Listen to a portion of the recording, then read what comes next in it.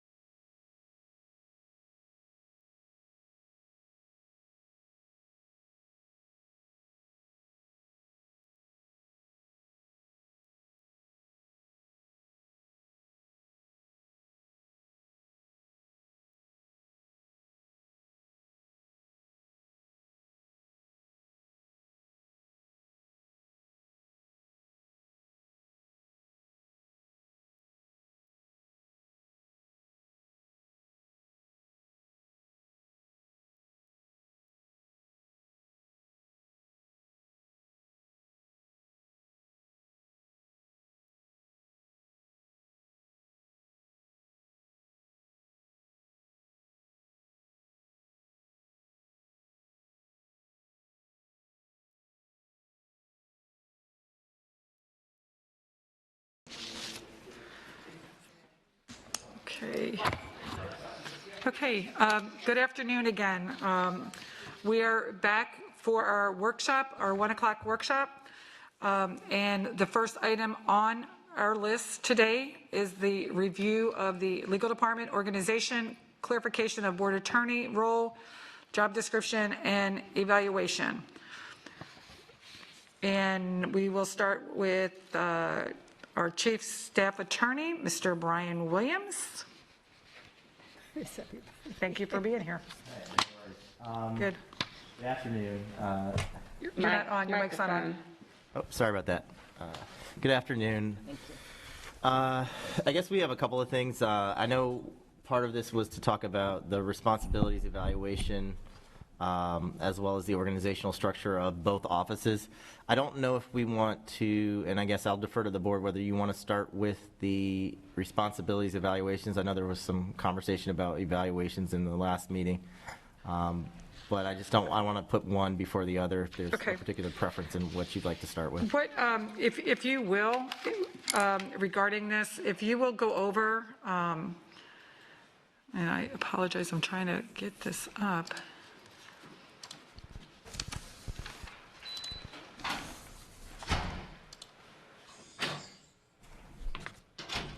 Computer was acting up, I apologize.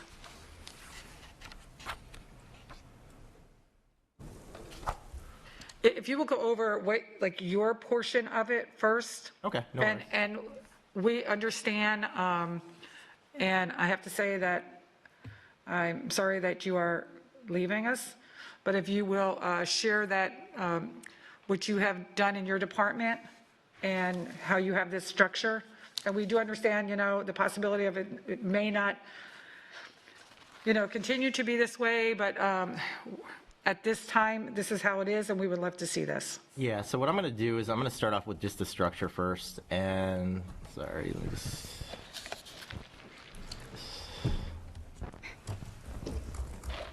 And this is actually almost exactly what I presented to you in about November, over a year ago, relative to the organizational structure of the office.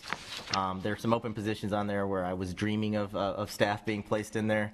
And I know one of the topics of discussion has also been bringing public records over under the Office of Legal Counsel. But essentially there is the structure in terms of how we operate. We have the two staff attorneys, Ms. Schroed and Mr. Holloway, who have their own respective areas, and I'll go into a little bit more detail on that. And then we have Mr. Hudak, who is under the Office of Civil Rights and Equity, but also assists us in a lot of different areas. Again, the focus there was trying to identify as many areas and needs that we could cover district-wide. There's a lot of legal issues that come from various departments, and we were really just trying to focus and identify those issues while also providing a little bit of cross-training. It's essential given, the way in which we succession plan to allow for our attorneys to get a broad spectrum of experience in a lot of these different areas, and so that was one of the focuses in the last year. And of course, I'll say that with a big star next to it because there's a caveat. We obviously had COVID-19 hit, and that was a major legal conundrum. It's something that I don't think anyone could anticipate. And I can tell you that the legal issues that stemmed out of COVID-19, whether it be from the mask issue to labor and employment issues, were substantial. And I say for the most part, we handled all of those with respect to the various departments internally. There was very little that was sent out as it relates to COVID-19. Maybe some specific issues on maybe labor and employment, but. I think that's significant because having the resources of having those additional attorneys was pertinent to us continuing to function when faced with a pandemic because of the volume of work. All those COVID issues were handled, but the rest of the work did not go away. And we obviously had to phase into some different issues with both virtual school and just how we closed and then reopened normal, operation, both in the new year. So I think that, staff, I hope has found that the attorneys being in their respective areas has allowed for a much quicker feedback in terms of legal representation on specific issues. And one thing that is unique, each of our attorneys is actually placed in a different part of the building. So we have, Ms. Rhodes sits with the academic team, Mr. Holloway sits with the operations team. And so, the attorneys are accessible to them it's nice to be able to walk into someone's office as opposed to have to go search or schedule a meeting. So, that's where we're at. I realize me leaving kind of, puts,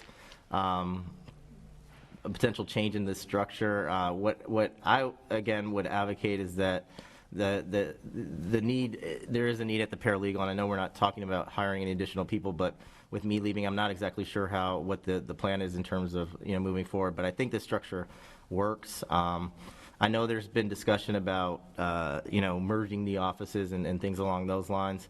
And I'm quite familiar with the structures of the different offices across the state. Obviously, I came from the Miami-Dade format. I think, the issue we have here is a little bit different. I think we have clear issues that come up where the superintendent's office is adverse to the board. And I think that inherently just presents a ton of conflict issues that really makes it challenging. I couldn't imagine if one person was sitting in that seat and having to make all these decisions. I mean, essentially, you'd be bringing in conflict counsel every week, and I think that becomes problematic. And I think that's something that the board needs to consider moving forward in terms of how they structure that, because essentially, there's just a lot of issues there, and I don't know what the right solution is. I know that other districts don't necessarily have the same conflict issues, although I've talked to several general counsels who have experienced issues, and again, at that appropriate moment, they have to bring in someone from the outside because it's just, there's too many issues, and we have our own bar rules to follow as it relates to conflicts, in addition to the Florida Commission on Ethics. But that being said, I'm going to jump right into kind of the responsibilities of everybody. Thank you. And I tried to, sorry if this isn't clear. Let me shrink this. What I tried to do on this spreadsheet, and this was very similar to what I provided you. Click that carrier right there. Don't collapse that. Thank you. What I tried to do was kind of put every role and up on the spreadsheet and kind of just go through what the different responsibilities were.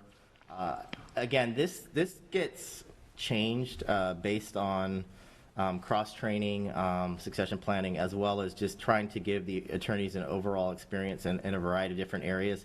It's important to have that backup because there are times where people are out and there are times where there are conflicts with meetings and you can't be in two places at once, and there needs to be staff that fills in. So that's part of the way we've been doing it. In addition to the school board education law certification exam, typically there's multiple ways you can get it, but one of the things is experience. If not, you have to wait like a customary 3 years of having done it back-to-back, significant experience in that area. And so, I was able to become eligible for it because of my experience, which you have to have experience in a variety of different areas. I've done an expulsion hearing. I've done a DOA hearing for employment. I've done a charter school application. So the more experience our attorneys have in these areas, the quicker they will be able to sit for that exam. But more importantly, the easier the exam will be for them because they'll understand a variety of different areas, which often is difficult in some of these larger offices where the attorneys literally only specialize in one particular area. That being said, if you look at this, I'll just go from one and down. Excuse me a second. Brian, is this on the presentation? Yeah, I have the same question. See, This was not part of, I don't believe, we did not receive this as part of our board docs. What? So, and send I it to don't Jen? have a second Yes. computer like you guys do to put up what's on the screen, so. Oh, I apologize. I'm just pulling what's. I had a file loaded, so I was just pulling what was in there. Let's do that here. So you didn't get any of the organizational chart or any of the documents? We have the Yes, chart. We do not chart. have the breakdown that is here. And maybe you can send that out to us so that we will have that as well. Yeah, I'll get that to you, I apologize.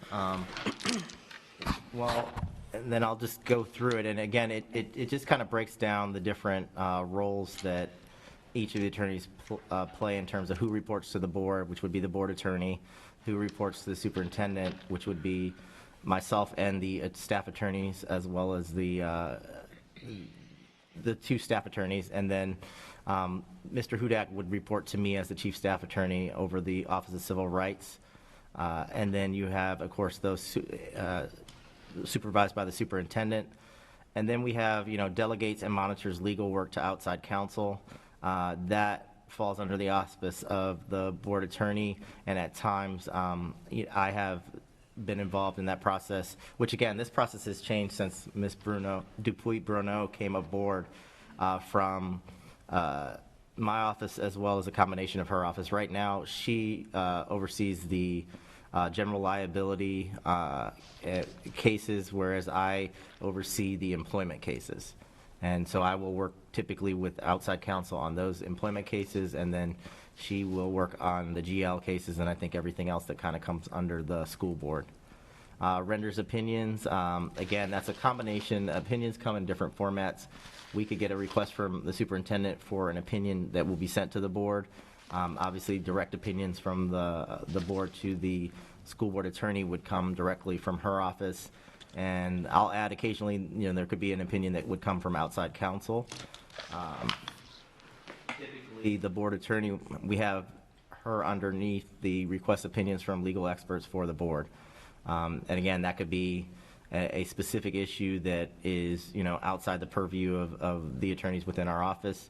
And then you have board representative legal matters issues. I'm sorry, Mr. Williams, can you speak closer to the microphone? They cannot hear. So then you have the board representative legal matters issues and litigation. That, again, falls under the auspice of the school board attorney, superintendent district legal matters. I think we all know the kind of model that we have right now, which is the Office of Legal Counsel provides support to the superintendent and the district staff at the executive level and on down. Whereas the distinction being with Ms. Bruneau is that the board attorney provides legal advice to the school board as well as the superintendent on occasion. So, that's the model that we currently have, and that's where a lot of this derives from. Drafting, review, board policies and resolutions, that currently sits under the school board attorney. Although I will say that at times the staff attorneys do provide a review of board policies. It just depends on where the policy derives from or whether it's a new policy. Oftentimes, if it's a new policy, I think that will, of course, generate from the school board attorney's office and then kind of, maybe in collaboration with district staff, get reviewed by the various offices. And as you see on the screen, reviews board policies and resolutions. We put all of the staff attorneys, including Mr. Hudak in the Office of Civil Rights, underneath that, because if it's relevant to the area that they work in, they're going to review the board policy. So if it's an operational issue, Mr. Holloway will review that. If it's an academic issue, Ms. Schroed will review that, and so on. I'm sorry, Mr. Williams. Ms. Morgan, Ms. Schaefer just sent that to, emailed that, so if you Okay. want to open that up, so Yeah, instead of pull it breaking up your on back. the other screen. Thank you. Okay, sorry. As far as advising the board on the impact of new legislation, that would be the school board attorney. We, of course, in our office, when we receive, both of our offices receive a legislative update, and I think when we receive that, I think our goal is to make sure staff is aware of any sort of legislative impact that it impacts their particular office. And so the board staff attorneys will, in their respective areas, share that information. I certainly share it with the cabinet level staff to, again, make sure that we're aware of what's out there legislatively and the impact that will have on both board policy and process, whether it be a contractual change or just information that requires a modification to board policy. As far as communicating with and or provides education to employees, in-service training, I think we all of us do training at some level.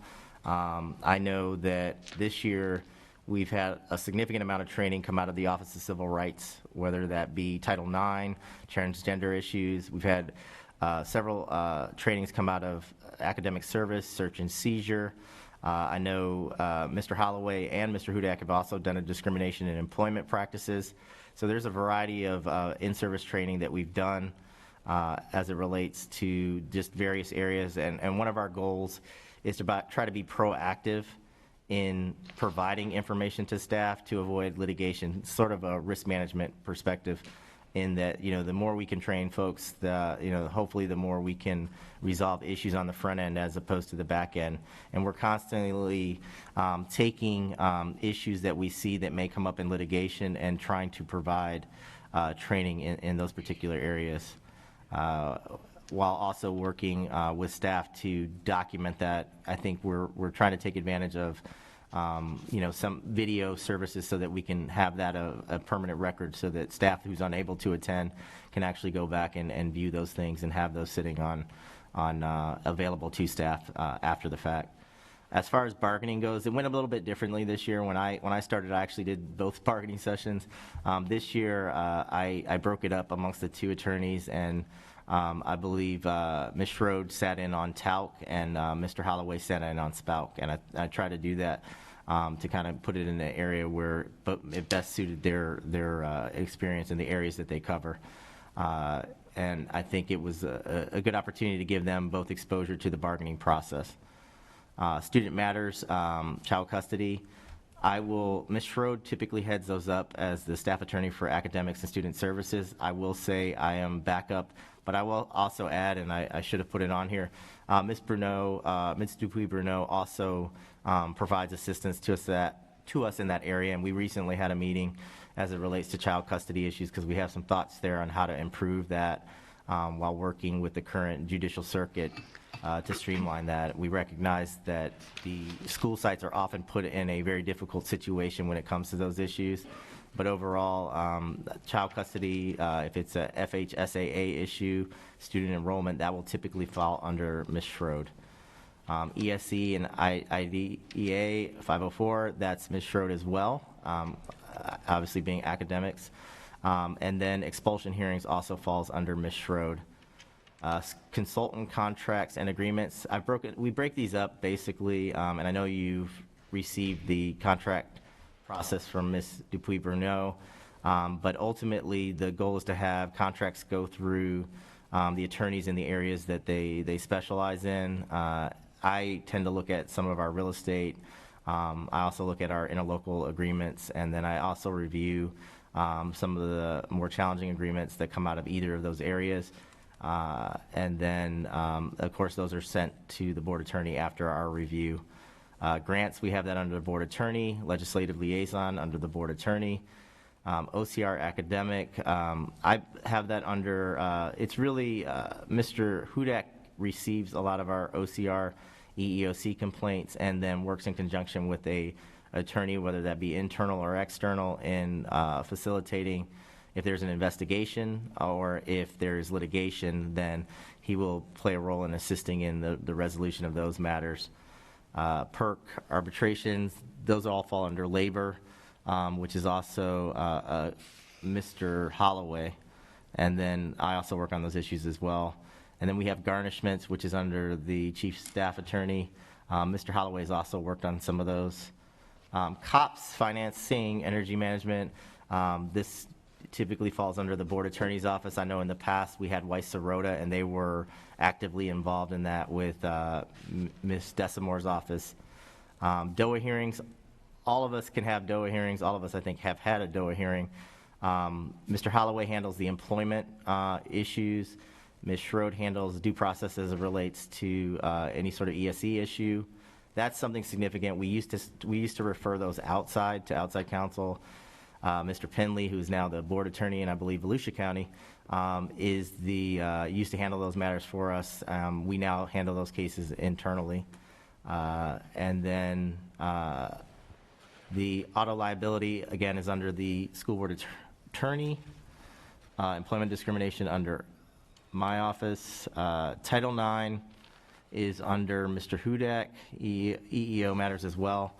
And I will note that we've had a significant amount of investigations, I would say, in the past year, I would say more than a few, that he's been able to either resolve or, get to a point where it makes it, we have the information that we need to either, defend those claims should they proceed to a federal process. With the new HR process, there's what's called ORT Level 1 and Level 2. We have staff that sit on both of those. The board attorney, I believe, is on ORT Level 2. Predetermination hearings, again, we split those up between Mr. Hudak and Mr. Holloway. ADA hearings, Mr. Hudak and Mr. Holloway. And Ms. Schroed has occasionally sat in. Again, this is part of our cross-training. Derek hearings, student expulsions, that would be Ms. Schroed. But we have had Mr. Holloway and Mr. Hudak sit in there just to observe that process and what they're doing. We are going to have some recommendations as to that process in the next few months, which will ultimately potentially change that process. Real estate contracts are typically reviewed by myself, Mr. Holloway, and or outside counsel. Public records right now is kind of under me, given some of the issues we've had recently as it relates to that particular area. And again, with the hope that in the future, maybe that can be dispersed amongst the attorneys. Charter schools is under the board attorney. Interlocal agreements, I review them prior to Ms. Dupuy-Bruneau. FERPA questions, I would say, typically come to Ms. Schroed and myself. And I know that's a lot, and there's probably more to it, but that's kind of initially a breakdown of where we see a lot of the work going. No, thank you. Does anyone have any questions regarding? It's a lot. Ms. Vaughn, please. Yes, Mr. Williams, what kind of issues are you looking at with public records? What is it you're reviewing? Typically, public records. I would say that communications is very familiar because we have a lot of the same types of issues that would fall under an exemption. Our office typically comes into play when there's a question about whether something is exempted or not. And so we'll take a look at the Sunshine Law Manual, any existing law, any AGO opinions, and give guidance with respect to whether something should be exempted or the process by which it should be disclosed. Oftentimes, you see a lot of attorneys that are using the public record system as a means of discovery in lieu of filing a court action. And so you will see pretty much an extensive request for information, of which some could be needed to be redacted. But legal guidance is often needed in those instances, especially to designate what category it would fall in for purposes of exemption. Okay, so would your office be then, if you determined redaction, let's say, was needed, who would be actually doing the redactions? Typically, the redactions are done by the communications department. So when information records are requested, the information goes to the communications department. They do an initial review, and then we are consulted if there are particular areas that need to be reviewed in addition to that. It's kind of modified moving forward. We're looking at a lot more these days because we want to make sure that information is not going out that needs to be redacted. And when I say that, when you get a voluminous public records request, and I'll use ITS for example, there are a lot of little safety and security issues that are pertinent to ITS that I would, no disrespect to the communications department, they might not just be aware of. And so we're trying to get that balance of, we don't want to have an assertion that we're manipulating the records before they arrive to communications, but we're finding better ways to work in tandem with communications to identify those issues as she receives them, so that she can know each of the issues that would be pertinent to information that needs to be redacted appropriately. So, and that's a difficult task to expect Ms. Mickey to know all of the possible documents and their relevance, given that, she's just not familiar in that department, so. Okay, so what I'm confused about is, do these requests come to you first to review and then go to Ms. Ms. Mickey, or does No. she send them to you if she has a question? That's what I didn't pick up on from her. Sorry. So all of the information, obviously the request goes to Miss Mickey. Once she receives the request, she processes it. She sends out requests for the information to the various departments. Once she receives that information back, she reviews it initially to determine if there's exempt material. If she has a question or concern about a specific request or document, then she'll ask us for additional assistance in that review. Okay, thank you. Thank you, Ms. Vaughn. Ms. Gittens? Yeah, I just, and I know I came in late, did you say that this, you worked with Ms. Bruno to come up with this list, or was this something just from your office? This is what I produced a year ago, over a year ago, when we initially went through this process, and then I've modified it based on changes that have been made since Ms. Dupuy-Bruno came on board. Because there's things But my that, question was, did she have input in this? no. Well, I'm just thinking, since it's showing what she has to do and responsibilities for, that it should have been at least a collaborative effort. If I may, Mr. Dupuy-Bruno? Thank you. So, excuse me. I just wanted to point out to the board a couple of things with regards to this report because I did not see it prior to right now. If you go to line 10, superintendent and district representative, I do that as well. Any cases that deal with automobile accidents, I am the district's representative. Any cases that deal with errors and omissions, I am the district's representative, and I manage those cases with outside counsel. Number 12, I do review board policies and resolutions. Mr. Williams already talked about child custody issues. If it is a charter school issue that requires a DOA hearing, I do handle those. The employee discrimination lawsuits, where we were with that is that Mr. Williams would handle those for about 6 months, and then we would reconvene to see if that was still working for the attorneys. Yes, you go. And those are my corrections. Thank you. Can I finish my statement? Please. I would just like to recommend, since all parties involved did not participate in the production of this document, that we would table this until they are able to at least talk about it and collaborate on these items. It seems very much a lack of communication if one person on here has not even seen the document up until this time. And that's my recommendation. Thank you. And what I had asked Mr. Williams to do is to go over this, because as we all know that he will be leaving us and things will be changing. So as it stands right now, and thank you, Mr. Dupuy-Bruno, for informing us, because I've just added those to that as well, that list. But that's even more reason, if he's leaving, for her to be involved in the process, because he won't be here. So actually, if he is resigning and will not be here, it should be up to those that will be remaining to discuss how this looks.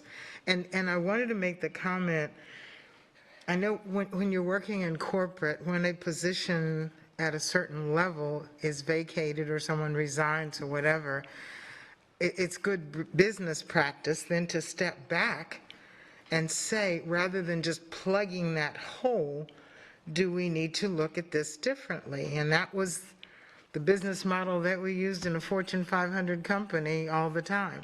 It was not just, okay, we'll just put somebody in here, but this is an opportunity to step back and see, should we or could we do something different?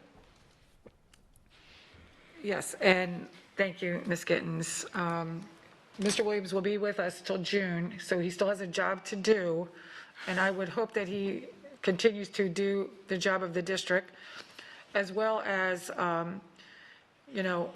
we asked him to present. That's why he is here today to present. They were going to pull everything for us to wait, but I felt that it was appropriate for us to go ahead and have this conversation, because even coming up, there will be things that we cannot really address at this particular day, but because it has been out there to the public, I felt that it was necessary for us to hear what everybody has to say.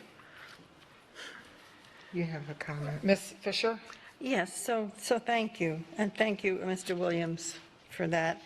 I noticed as you went through your list of responsibilities, I had some questions, like, okay, who does the real estate stuff and that? So I think that there are areas that are continuously a work in progress, depending on what's happening in the community. And if I'm remembering correctly, I think you presented a lot of this to us before we had Ms. Dupree Bruno on board. And so since then, you've updated some of it as in going along. So I looked at the chart and was listening to you, and I see that there are several areas where there's a lot of collaboration. And the board and the superintendent are a governance team. So it seems to me that there's a lot of cooperation required, and there's a lot of overlapping. And I think that we do need someone, who works primarily with staff and those different responsibilities that you mentioned. In 2018, we had a workshop in January, and when we were anticipating the departure of other board attorneys, other board and staff attorneys in this district. So Dr. Pruitt had provided some job descriptions and some information regarding other districts around the state. And so I have here a chart that had 8 comparable districts, and all of them, except for one, had one legal department.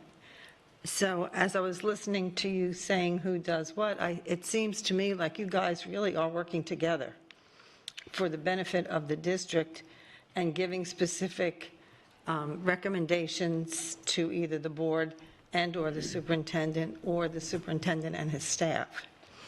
So I just wanted to mention that, but I really appreciate that, and I think this can be updated ongoing as we prepare for your departure and the next page in your life. And I see that you had on your chart a paralegal or a legal assistant, and it seems to me like there's a lot of work being done. And so that would not be something that would be out of the question for us. But thank you for this. Ms. Fisher, could you, what was the date on that, please? Just so, for reference. The January 20. January 18th, January, hold on a second. I just put it down. I'd like to go back to that, too. Yeah, I know somebody else. January 2018, January 30th. Thank you. Ms. Morgan? Yeah, so I just want to remind the board that at that time, it was adamant that we have a separate board attorney that did not have any responsibility to the superintendent, but exclusively to members of the board. So that was the decision made, and if we are going to talk about the organization of the department, and I'm hearing other people say things now with the benefit of 2 years' experience working with, the new organization, we may want to revisit that, but I think that's a conversation to have at another time. Okay, yeah, I was just commenting on what I got out of his presentation. And given, it wasn't what you said, it was given what some other people have said, that I felt it was important to say that it was the board that made it very clear that they wanted a Chinese wall between one and the other. So, may I respond to Mrs. Please. Morgan? So then I really think that in retrospect and hearing you say that and reminding us of that, yes, that was the case. However, it's really hard to work as a governance team having a board attorney that would have nothing to do with the superintendent. So, Thank you, Ms. Fisher. Ms. Patrica? I'm wondering whether there's a cost-benefit analysis of bringing these two amazing staff attorneys on board. I think you guys know how much I appreciate you and the work that you've done for the district. I'm just wondering if I can see in dollars and cents what we're saving by having them in-house as opposed to sending this stuff out. Yeah, and I can get you that information. I did look into that. Obviously, with I believe James was officially here a year as of March 15th. Within the first year, typically when you're looking at that cost savings, you're going to span that out more than 365 days. That being said, I think there are already some cost savings that I can't illustrate for you. But I also add in the fact that, again, COVID-19 hit. And the only reason I bring that up is because there was a substantial amount of work that was generated that would not have been generated in a typical year. So that using this first year as an evaluation year is going to throw your numbers off.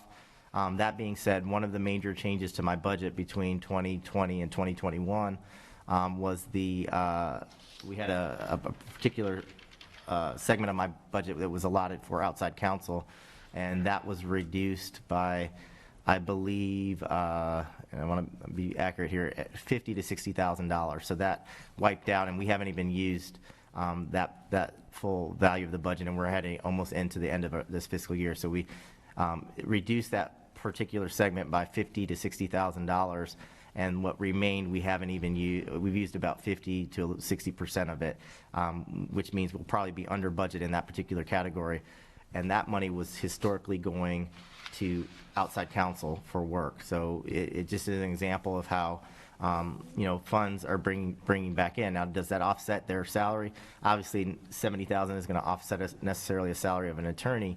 But another way to look at it is what are our attorneys bringing in based on their effort and work? One of the things Mr. Holloway did and was very successful in doing is when COVID struck, we had a lot of vendors cancel contracts on our schools and not want to give their money back. And so Mr. Holloway was very instrumental in contacting various vendors from Orlando to wherever in securing through demand letters the return of various school sites funds in excess of $50,000. So that's another example. When you start adding 60 to 50, it's 111. So it starts going up, and we've had other examples of where that's happened.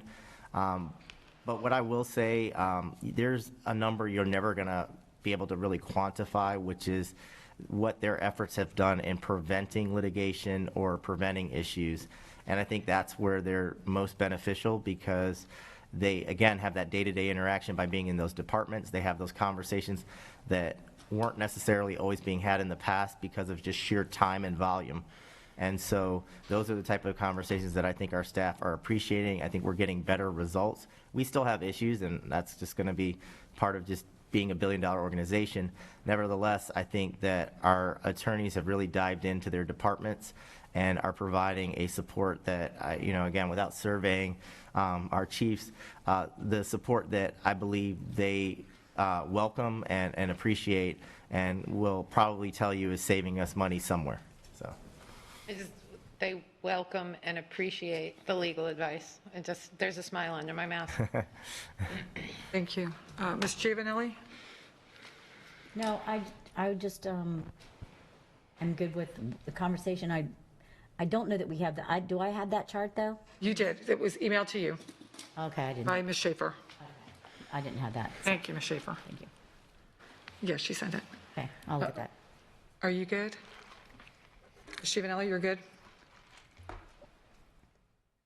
You're good with comments? Okay. Yeah, good. Ms. Gittens? Well, I had earlier made a suggestion that Mr. Williams and Ms. Bruno collaborate regarding this chart, since Ms. Bruno has not seen it, and it encompasses job descriptions that involve both of them. I put that out there. There was absolutely no response. So is this to say that that will be ignored, or will we at least look into that possibility? I'm going to say that it was not ignored, because Ms. Dupree Bruno informed us of what those are the changes that needed to be made.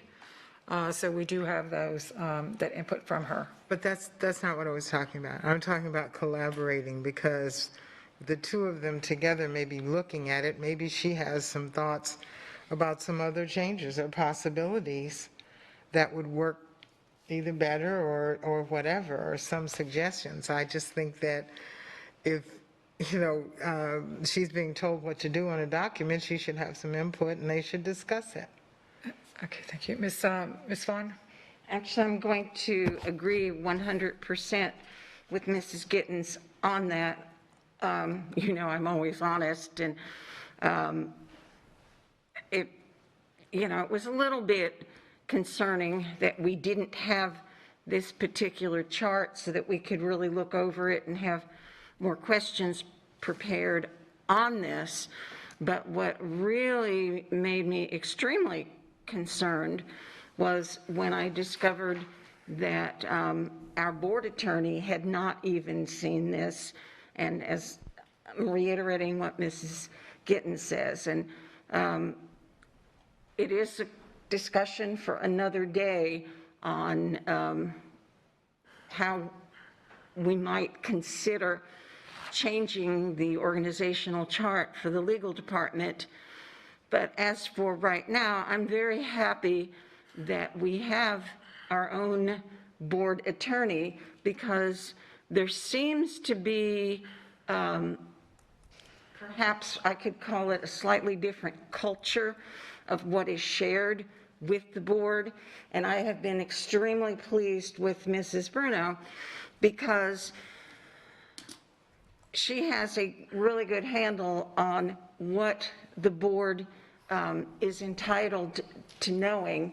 And frankly, some of the things that we are entitled to knowing in the past have been somewhat of a struggle to get.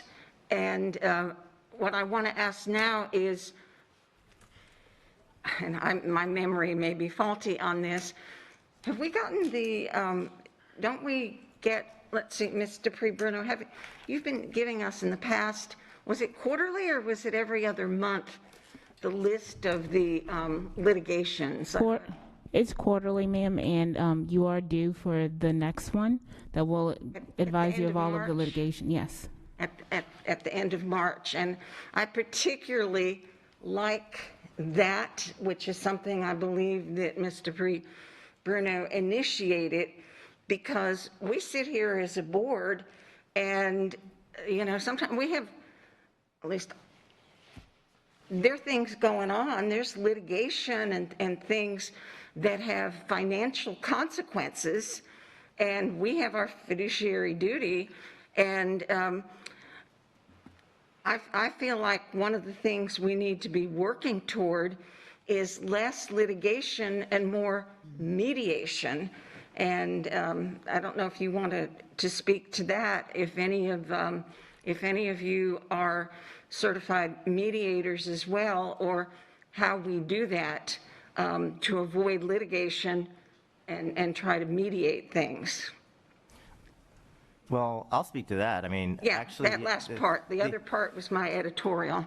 So interesting enough, when we did the split of GL and employment discrimination cases, I don't really know, because I don't get an update on the auto liability GL or EEO, but the employment discrimination cases have gone substantially down. We're actually resolving most of our OCR, EEOC, and we're aggressively resolving our employment discrimination cases. So I think we may be hovering around 3 or 4, when in the past there would have been significantly more.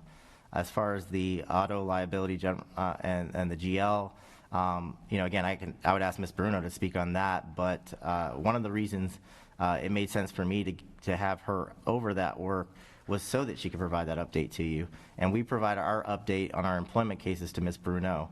We want to respect the board staff communication lines, and so we provide our updates to Ms. Bruno, and we trust that Ms. Bruno provides those updates to you. So if you're getting the GL reports, then the mission accomplished, because that was part of the decision in having her oversee that information, whereas in the past, she would be asking us for it. Okay, so it might be helpful to us to know, and I it's been a few months, so I don't remember the exact format, but just to note cases or instances that could have gone to more lengthy process, and usually those kinds of processes become adversarial versus kind of having a different attitude and, showing us that, well, we saved a lot of money here because we not only saved money by being able to mediate, but we saved morale. Because I truly feel that if more of our employees that have issues and parents that have issues were in a quick mediation, and it might not work, it might have to go a step further, but that it would really help with our appearance in the district and morale for our employees. So just something that I feel strongly about. Thank you. So, Mr. Williams, may I ask you, or I'm sorry, Dr. Pruitt, may I ask you if Mr. Williams can get with Mr. Bruno and revitalize this or add whatever needs to be added in on from her perspective and then resend that out to us so it's updated? Yes, I also, Dr. Atkins wanted me to share that, and I honestly don't remember which of you said it, but to the point of definitely it will be a sit back and reflect on how we've been doing things and how we might want to do things moving forward, and to not just jump in and replace the position. I think it was Ms. Gittens that said that. So he did want me to share that we definitely would be a reflection and discussion, with Mr. Williams and Ms. Dupé-Bruno relative to how we're going to move forward. Thank you. Madam Chair, if I may. Yes, please. I have the chart. I don't really necessarily need to collaborate with Mr. Williams on this because I already see what his position is. I just need to add my things on there, which I will add, and then I will distribute to the board. That would be wonderful. Thank you so much. And then would that suffice for everybody, Ms. Gittens? Would you be? It's fine with me. It's fine with her. Thank you, Ms. Giovanelli. But I would ask that if she has any recommendations and, that she has the liberty to give us those thoughts and ideas and so forth, because I think that we probably really need to look at this strongly again. So I will go ahead and, in terms of the responsibilities that are listed in the chart, go ahead and add my responsibilities. And I will just add to what Ms. Vaughn was saying. I think this may clarify some things for the board.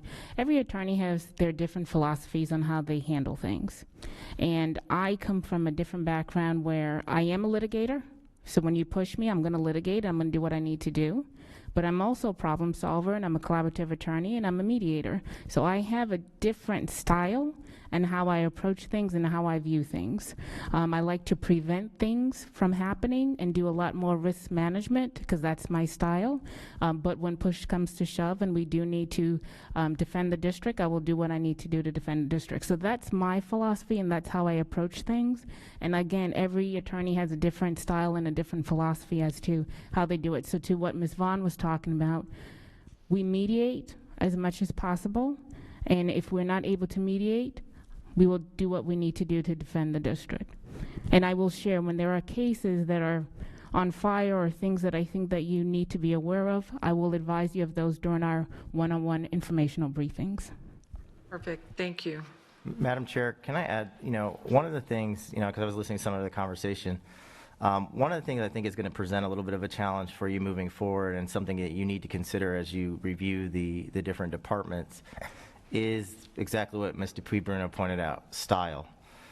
Because everybody has a different style and everybody has a different management structure.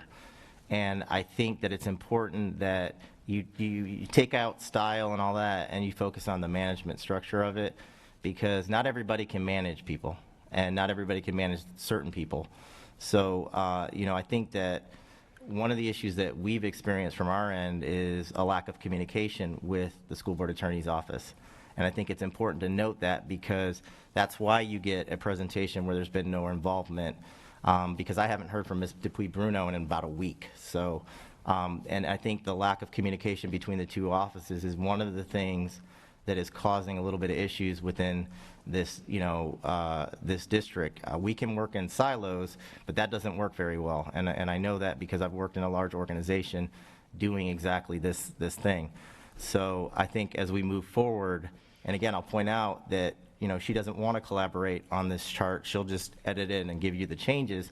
That's the type of response I typically get.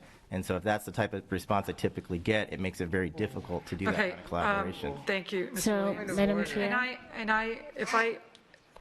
Please, this one. Mr. Williams, I'm really disappointed in you for making those kind of comments about our board attorney. I think you're above that, and I regret that I heard those words come out of your mouth. Thank you. To clarify some things, because I'm right here, Please, Mr. and I want to make sure it's very clear. When I started this position, I got a lot of pushback when I was trying to do my job. And it wasn't until September that I was even able to get most of the information to be able to do my job. And apparently there was a lot of things going on behind the scenes that I was not even aware of.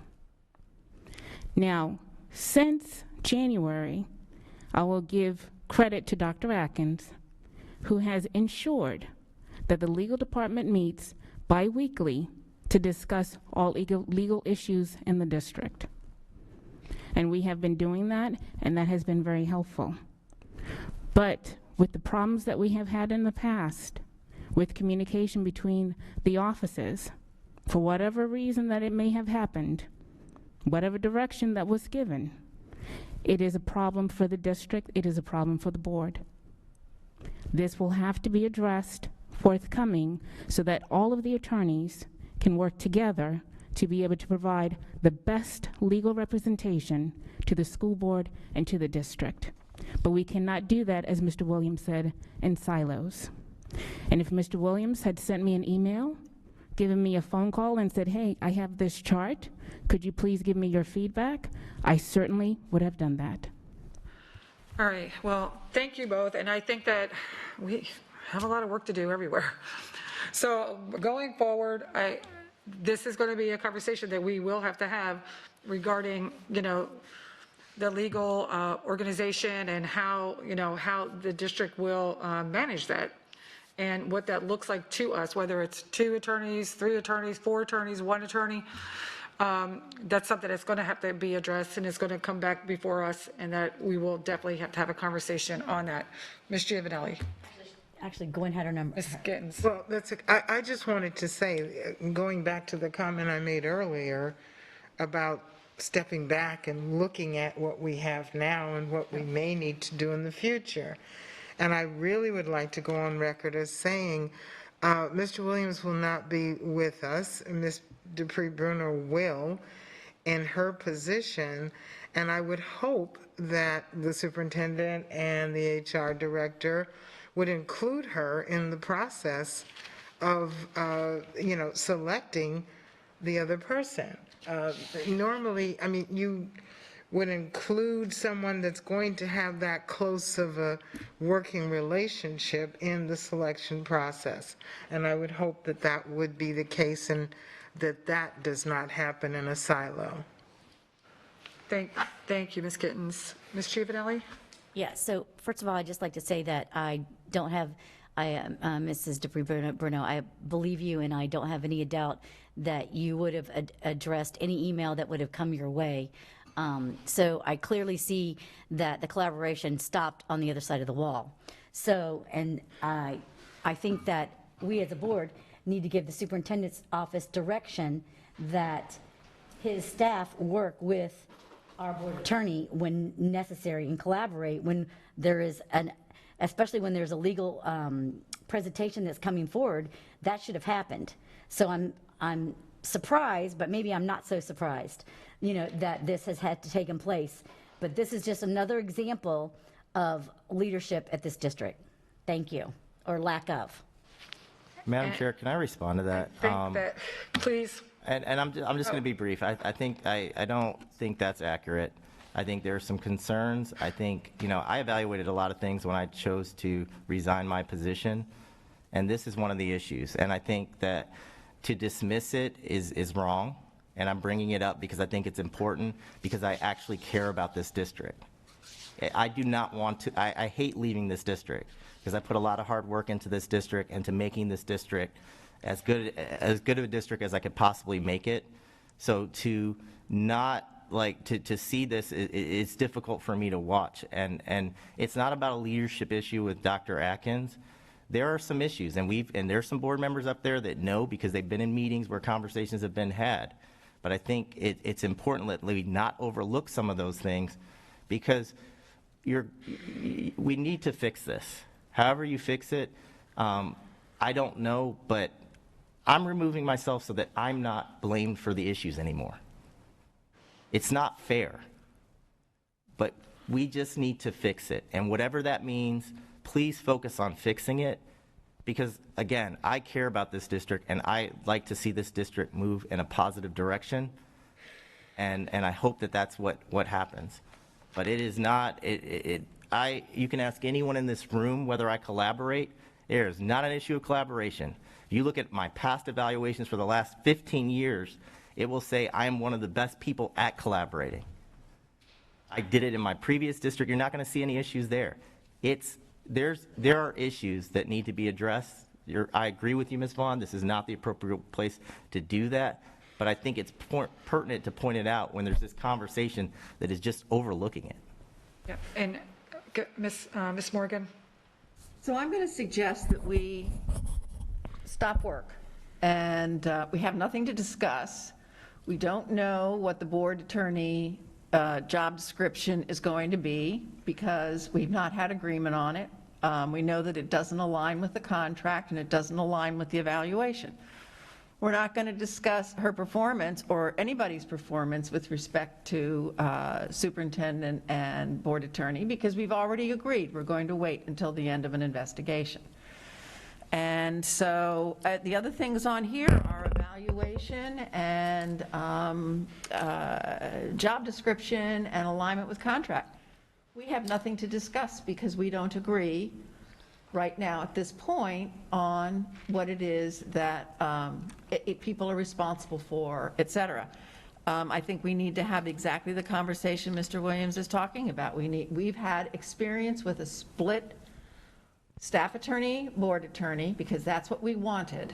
We've learned what the difficulty is. We need to have a conversation about how we're going to move forward. And at that point, we should be talking about what is the job description, how will we evaluate, and the contract may need to be revised at that point. Who knows? So I just vote that we spend our time better this afternoon on other work that we have to do on behalf of children. Thank you. And in saying that, just speaking regarding the Mr. Bruno's evaluation and the other things that will be coming up on here, we were going to say that we could not speak about that because we are kind of like in a situation that we're in between all of this other stuff that's going on. So it's hard for us to make a recommendation on any of that pertaining to the changes. And I know that because it was on here, they were going to pull everything, and I just felt that we needed for it to be here because it was sent out to the public. So at least we could have that conversation, hear Mr. Williams explain to us what is going on with his team and what they do. And that's what I thought this was to be. So I apologize for all the other stuff that has come before here. And, but I am happy of what you all are doing. And Jane, Mr. Holloway, Ms. Kirsten, I really appreciate you all as well. Ms. Patrica? So I would just ask, going forward, when we talk about potential changes to job description and evaluation, that suggestions be made. You know, I looked at the backup materials and there were no suggested changes. I'm not clear on where the differences are between the contract and the job description. So bringing those to my attention will help focus my work and my thought process and hopefully the conversation going forward. So Thank you. Ms. Fisher, Ms. Fisher? And I was just going to suggest that we do take a look at the board attorney evaluation, because at this point, we're due to evaluate her for her performance over the past year. So to change that instrument at this point without having those other changes made would be neglectful, really. And so if we could go ahead using the current instrument for this go-around and then work on changing, if necessary, and if agreed upon, the job description and the evaluation instrument, that might be a little bit more efficient. Right, and we have to, thank you, Ms. Fisher, because what we were going to do with Ms. McClung was just go over that, I'm sorry, Mr. Williams, is there any other questions regarding this? Thank you so much for your presentation, and I'm just going to continue on with what you just said, Ms. Fisher.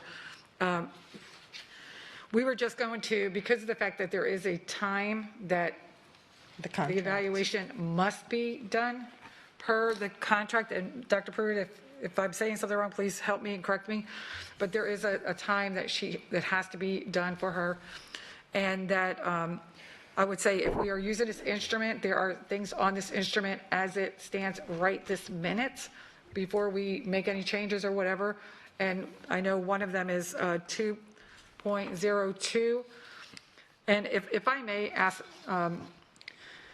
Ms. Dupree Bruno to please,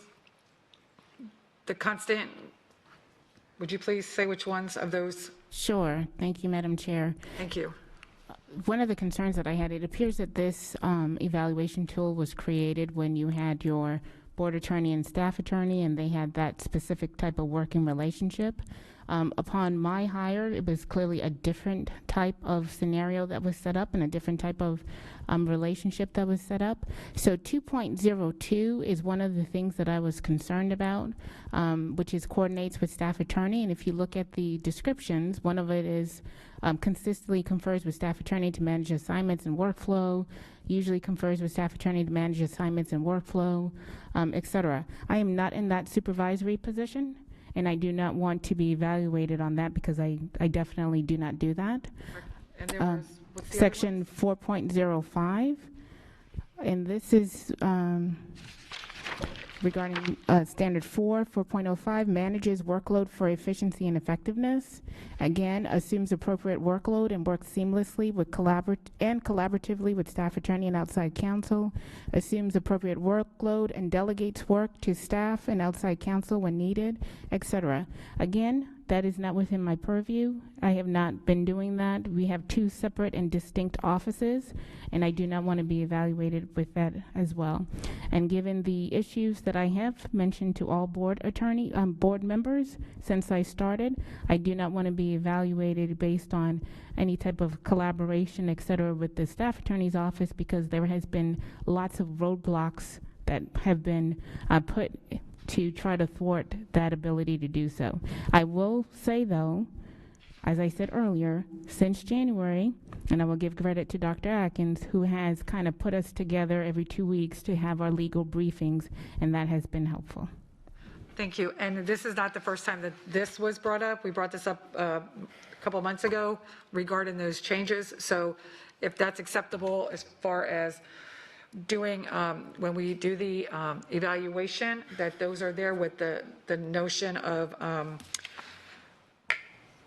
what are not in her purview, I think we could still use this same form as Ms. Fisher just stated. Is there a consensus for us, Ms. Vaughn? Yeah, you told us a couple that you don't do. You have quite a list that appeared on that chart, Attorney Bruno. This is for the evaluation. I know, Okay. I know, I'm talking about that, Sorry. thank you. What might you have on your list of responsibilities that isn't reflected in this, that we might consider adding to the evaluation.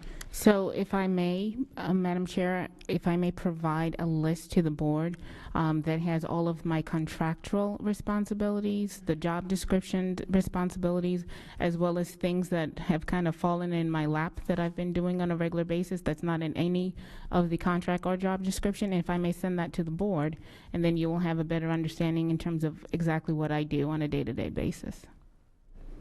That would be. Because I think it's only fair to, there are obviously things that she does that aren't recorded in a list. They're in the contract, which we don't look at every day.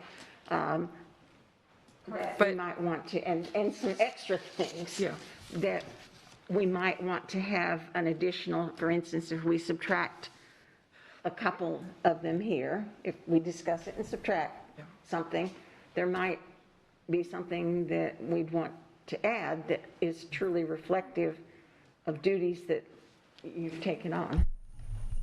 But for this particular evaluation, we would not have the opportunity to change all of this or add it in time for the evaluation. Is that correct, Dr. Pruitt?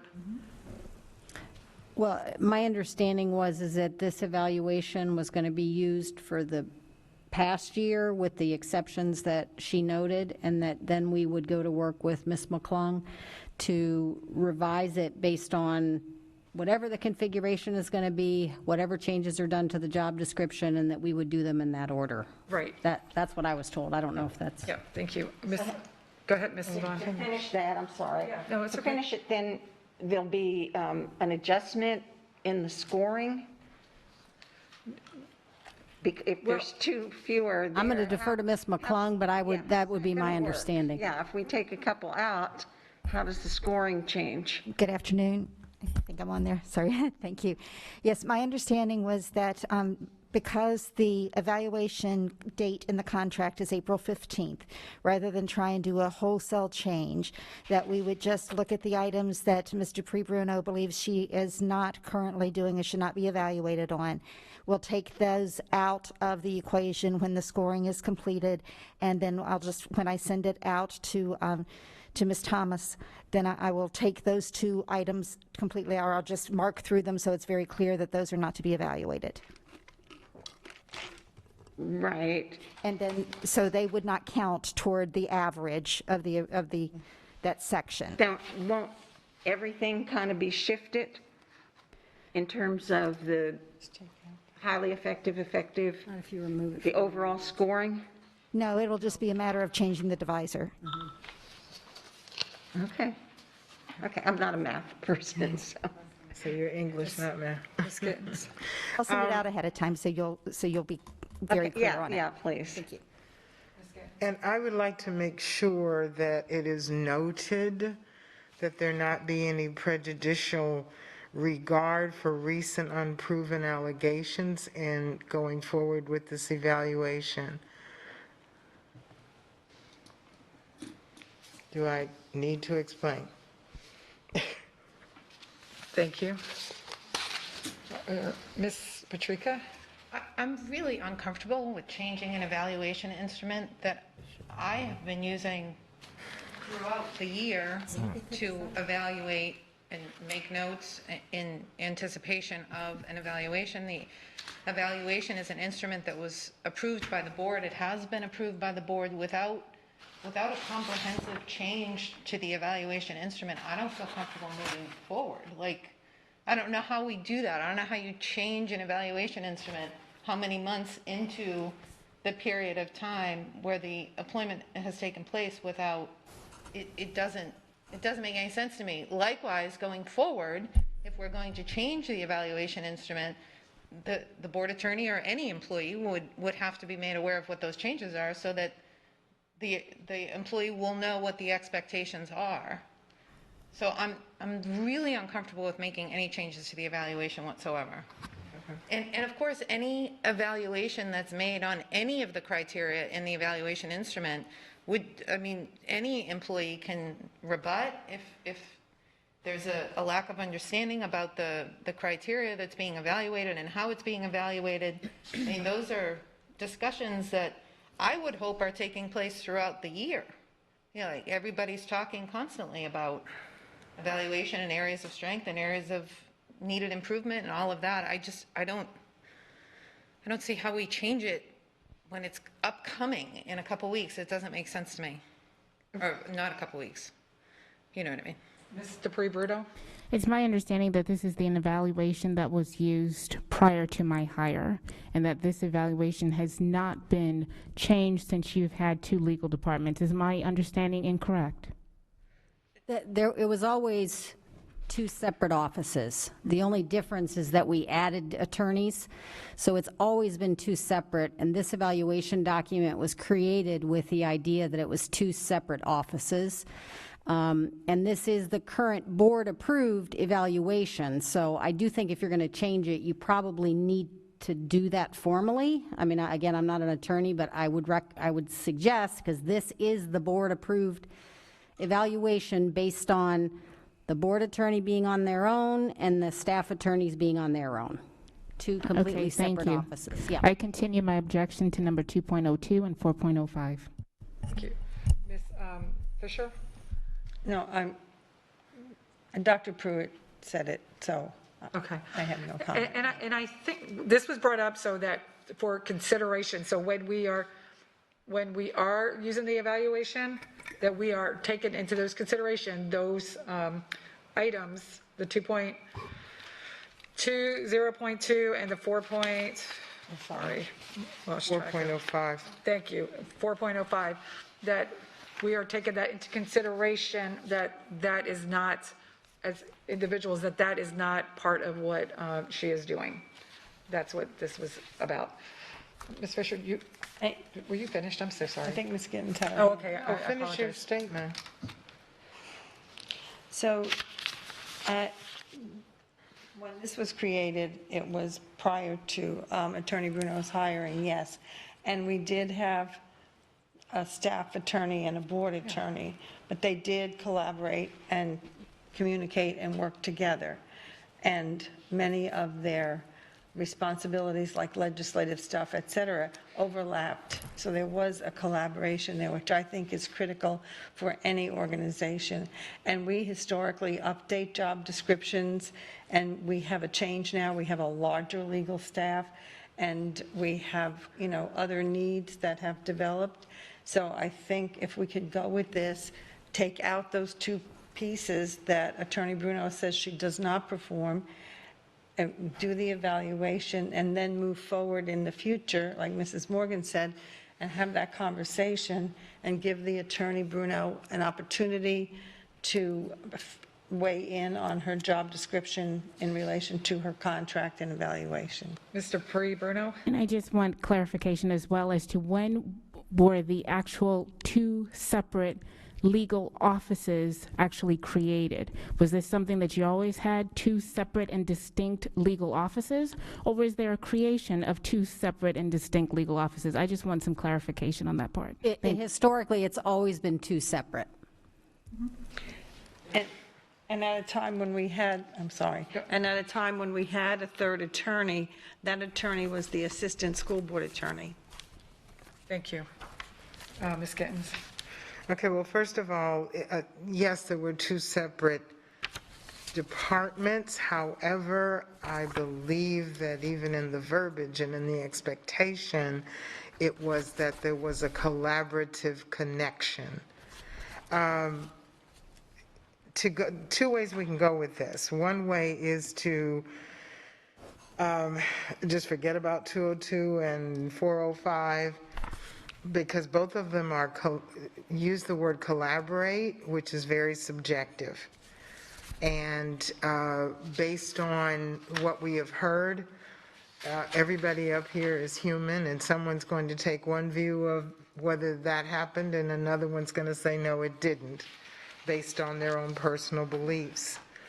So we either take it out, or we can go ahead and leave it in, as Ms. Patrica was saying, but in the end, ask for a computation from Ms. McClung with and without it, because I would like to see that if it makes a major difference in the scoring of her evaluation, because of these two items that she clearly has said she does not do, then we can make a decision by the board. I think if there's this much controversy about it now, when all the other stuff with these investigations and all that comes up, and I'm not mentioning it, so you don't have to warn me, it's just going to make it harder. So I'm just saying, to be fair, and to our attorney, that I think we should looking at separating it out or doing it and then showing us what the difference is. Okay, so we asked, Ms. McClung, did you want to say something? Yes, Madam Chair. My only concern with that would be that the way I feel is that the board needs to make a decision about those two items. Right now, that is the board-approved evaluation. So the decision to me is, are those expectations of the job, whether or not Ms. Dupree-Bruno believes she performs them, are they board expectations? If they are expectations of the job, then they should stay in the evaluation. If they are not expectations of the job, then I would say that you do not score those, and then we do not count them in the total. But doing it both ways gives a mixed message as to whether or not that is an expectation of the position. Well, and I was, okay. Go ahead. Go ahead. Ms. Vaughn? Two things that come to mind. First of all, and I know several of us weren't on the board in January 2018, and I know that was prior decision, et cetera, et cetera. However, and I'm trying to remember the history here, wasn't that the time or around the time that Mr. Martin retired, and it was a unique situation when you talk about collaboration, because wasn't Mr. Doted the former staff attorney that moved into the board attorney position? And so I think therein there's a little bit of a difference on when this was done. The other thing is, all right, 2.02 consistently confers with staff attorney to manage assignments and workflow. Now, does the staff attorney evaluation say coordinates with board attorney consistently? Because if it doesn't, or have language similar to that, I think that's very unfair. Because what is collaboration? Collaboration is a two-way street, and that's why I was so upset earlier when I heard the staff attorney say, well, I hadn't heard from her. And if it's collaboration, it's a partnership, it's a meshing, and it's a two-way street. And we've heard that before here on the dais, and we seem to use it when it suits us or our purposes. But this has been an issue. I don't think it's fair to judge somebody on an issue that's not just her issue. It's a two-way street. And that's how I feel about that. So I'd be very interested, and of course we don't evaluate the staff attorney, if there's the same judgment. And it has nothing to do with the persons or the people who are sitting in those seats right now. So we have to make sure that we're taking that out of the equation, because it has nothing to do with that at all. It is whoever was sitting there or there, this is what that evaluation, I think we have to make sure that we are definitely not that is out of our head. But at the end of the day, we need to determine what we're going to do regarding this, because we obviously are going to have some changes will be made in lieu of the fact that Mr. Williams will be leaving. So based on that, and looking that we are going to possibly be changing some of the organizational charts, how things are set, that in turn will then change this form. So for us to try to change something now and then try to change it again, I think that's like an overreach. And even though, and I know that Ms. Dupree-Bruno has shared her thoughts on this, several times, because we've had this conversation, as I said before. I think that we should just leave this document as is, with the notion, what Mr. Bruno has stated regarding those 2.02 and 0.05. Thank you, 4.05. And move on with that, because we must do her evaluation. That has to be done based on contract. Otherwise, if the evaluation is not done by a certain time, then it's renewed, the contract is renewed for 2 years automatically.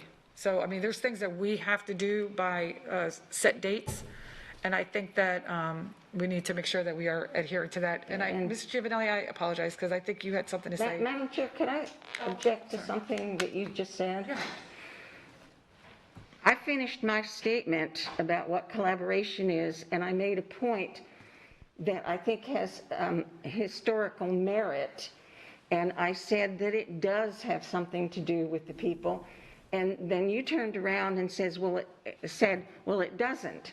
And I just want to clarify, are you saying that I was wrong? No, what I'm In my saying is, opinion, or would you like to clarify? Oh, ma'am, I that will clarify What you said was your opinion. no, okay, it's not my opinion, but, and I will clarify what I was speaking on.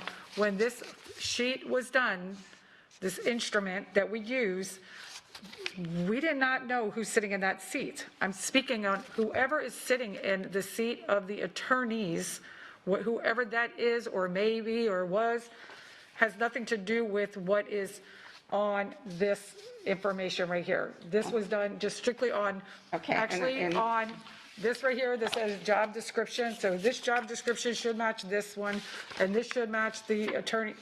There's 3 documents that everything's supposed to be matching. That's what I'm stating, not about the individual Okay, but I just person. wanted to clarify. No. That you're expressing your opinion, I expressed mine. No, thank you. Okay. No, there's not a date, I looked for that. Ms. Giovanelli?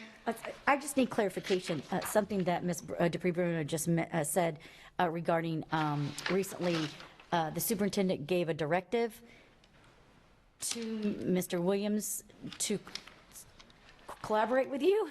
So, and so if that's the case, when did that happen? Like what month, date? I need to know a specific time.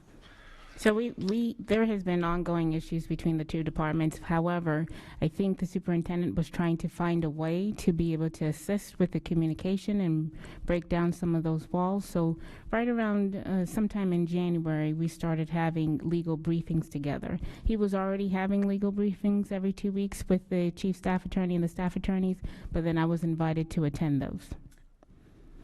Okay, so the superintendent invited you, and not until January of 2021. So that's just 2 months ago. That's when we started having the meetings. At least I was invited to join those meetings. Okay. So I think that's really important to know and understand, because how are we supposed to govern if she's not able to get the information to help us? So, and to guide us. So I think that's important to note, that she wasn't able to participate or invited or aware. So how can we evaluate someone on something that didn't exist? Even though it may exist here, it's our fault that we're not making sure that this is happening. So we have to be accountable ourselves in making sure that our employees getting the information to do her job correctly. So it falls back on us, ladies. Thank you. Through the chair, I have to respond to that, and I apologize. I really don't want to do this, but this goes back to my point about caring about this district. I will note that the prior 2 board attorneys had no issues collaborating with me, and both of them actually texted me today. One for the LGBTQ presentation and one as it relates to them just simply being here. It's unfair to characterize this as only coming from the staff side. It's not fair. It's a pertinent part of this evaluation. And there are times where departments don't get along. That's one of those questions they ask you in an interview. What happens when you don't get along with another department? Well, you have to work through the issue. And this whole concept that we had to be ordered to work with the board attorney is just, it's ridiculous. I'm sorry, for lack of a better word. Well, thank you, Mr. Williams. We're not here to judge anybody. I am just seriously trying to get an answer on this one question, but for some reason, I wish somebody would just call it, because I cannot, because we've had a ton of conversation over the same thing. Ms. Patrica. Thank So you. let's just one final round, please. Thank you. I mean, I'm looking at the contract, and I know I performed an interim evaluation, and if this had been an issue in the interim evaluation, and the attorney wanted it removed from the evaluation, I would think that that would have been a more timely conversation in October, as opposed to 3-4 weeks before we're engaging in the evaluation. I'm looking at the contract, and I'm wondering if we remove this, are we violating the contract? Because the instrument as it is was what the board agreed to, and it's, again, it's what I've been looking at in terms of my functioning with the board attorney and my evaluation thought process and all of that. So the timing of it is very concerning to me. The timing of it is based on the fact that we could just get it on here. This has been something that. The timing of the issue Correct. being brought to our attention to remove 2 categories from Yeah, the this, as I said, this has been brought before the board before, but we could not, everybody kept saying, we were waiting for it all to come together under legal, that's why it came today. But Mr. Bruno has definitely made, I know myself aware of it, and I did bring it up at a workshop, and I wish I had the date. I do not have the date on that, but I know that I did bring it up. Actually, more than one time it's been brought up for us to do, to look this over. It just so happened that it fell into today because it was all the legal, everybody, certain members wanted to hear about this part of the legal, some wanted this, so they consolidated it all together, and that's why we're hearing about it today. It was not because of Mr. Bruno deciding it today. This has been something that has been definitely in the air. Mr. Bruno, did you want to comment, or did I answer that? I was just going to say that this was originally brought up when the board was reviewing its protocol manual. I believe that was October, November. That's when this was originally brought up, that led to some of the discussions in terms of having this workshop, and then you guys prioritized it, and this is where it's stemming from. So it's been out there for a significant amount of time. Yes, thank you. Ms. Fisher? And then just finally, I have not seen the staff attorney's evaluation instrument, but I would like to see if those collaboration questions are asked also of the staff attorney.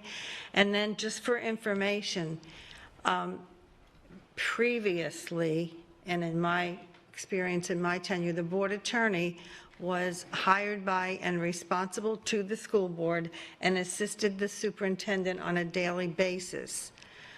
And then the staff attorney reported to the executive director of human resources. And in my tenure, I have had the opportunity to work equally with the board attorney and the staff attorney, depending on what the issue was. When I was the legislative liaison for a couple of years, Mr. Dodig was the one who really worked more closely with me and helped me keep abreast of the legislative developments.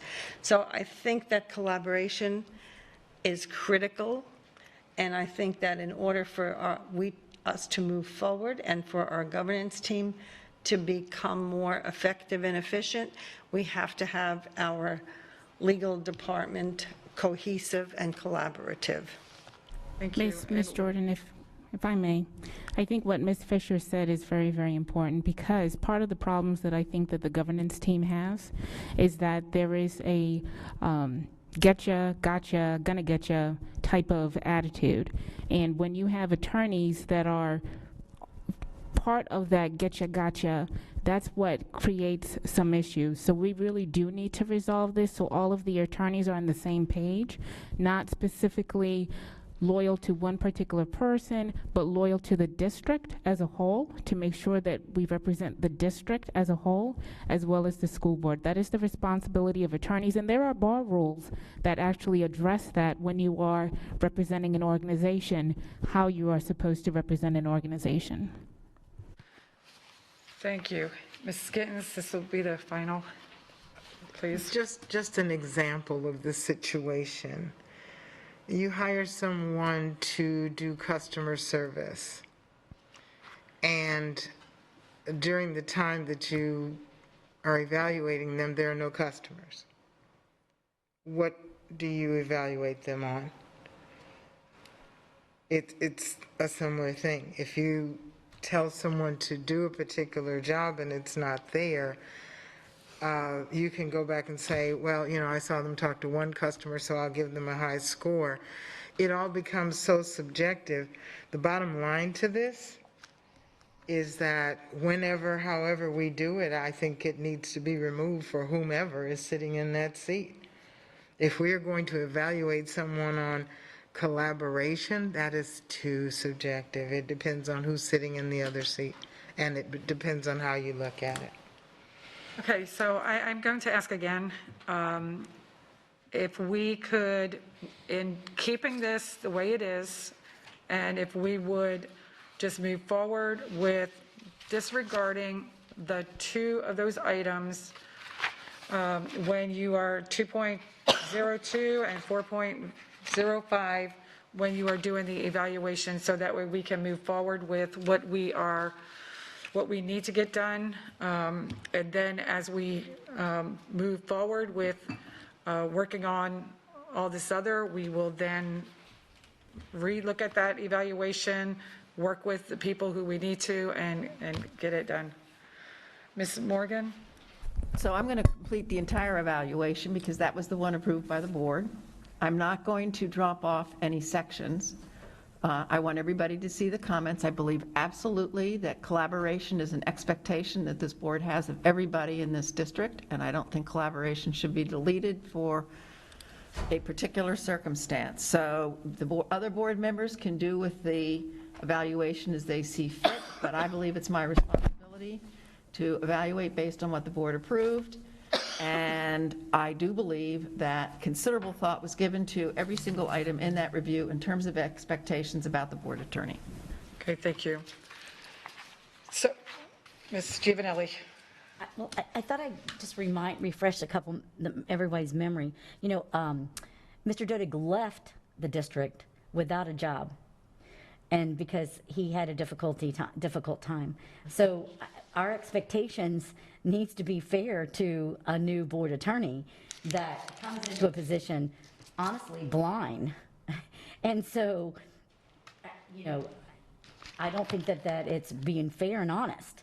So, Mr. Dodig had a difficulty, and he did cross over, and he had quite the difficulty. I have spoken to him, so I don't agree exactly with some of the things that were mentioned here today. So, and I also want to remind everybody also that we don't always go by the guideline and evaluations and contracts, because we renewed Dr. Atkins' contract 3 months early and than the actual date of the contract. So we don't always go by the timeline. Thank you. No, Ms. Giovanelli, when I was saying we have to do it by a certain time, at the latest, not early, but at the latest, per what's in there. And that's for information, I'm one person, I just thought I'd give that information too. We don't always go by timelines. Thank you. Thank you. So, okay. Are you asking each of us that? I am asking you, yes, Ms. Vaughn, your opinion on, I just take a consensus on who will do the evaluation based on the evaluation. I think you should hear from us before. Okay, I've heard from everybody, but I'm going to ask you one more time. Please, Ms. Vaughn. I'm going to reserve my judgment pending, we're supposed to get the evaluation for the staff attorney as well. I think Ms. Fisher brought that up. I want to see if the two-way street is there. I have the evaluation up, and it does have 1.1 works collaboratively with school and district personnel. Has it been completed? Schools. But it Short doesn't answer say is with yes. board There is attorney. It doesn't specifically say with board attorney, as this one says, coordinates with staff attorney to manage assignments. See, to me, the connotation there is that somehow the staff attorney is the boss. Well, I see one person shaking her head, but that is the connotation that I get from this, that staff attorney somehow is the boss of the. No, what I will say, though, just to remind the board members that were here, the board attorney evaluation instrument was designed and approved under the direction of Rob Dodig, who had the privilege of doing both jobs. Exactly. And so it came out of, because he knew both sides of the coin, if you will. And there does have to be some, like they talked about, who's responsible for which cases, right? So there are some that it is the staff attorney is in charge of that, versus there are things that the board attorney is in charge of that. So, but it really is a two-way street. Well, that's my whole point, the two-way street. And if it's on one, it should be the mirror image of it on the other, because that's exactly what collaboration is. And you just made my point that I said earlier. Yes, it does matter, because you just said, Dr. Pruitt, that this was originally done during the time of Rob Dodig, when he was, okay, so that makes my point, because you've got to figure he was making the transfer from staff to board, and then in between, we went with Weiss Sirota, and we had several different attorneys filling in, and then Attorney Dupree Bruno came in. As somebody said, there wasn't really a clear direction, because the long-term guy left, and we had kind of guest attorneys, I guess you could say, until she was hired. So that's my opinion on it, and I would actually like to see the document to see if there are those two places and how closely they mirror each other, because I am. Yeah, the statement I read to you is the statement in the evaluation about collaboration with others. Just one? Yeah, you can't really, it'd be like comparing apples and oranges, because it's set up differently, but, I mean, yeah, we can. I'm just curious to see the verbiage, because you know I'm a word person. Yes. I just, it's helpful to me to actually see the wording. So that can be sent to us, please, Dr. Pruitt. Yes, ma'am. Ms. Gittens? Yes, I will complete, as Ms. Patrick has said, we need to complete, and Ms. Morgan, I will complete the whole evaluation. Oh, sorry, everybody did that. It's the wrong one. I apologize.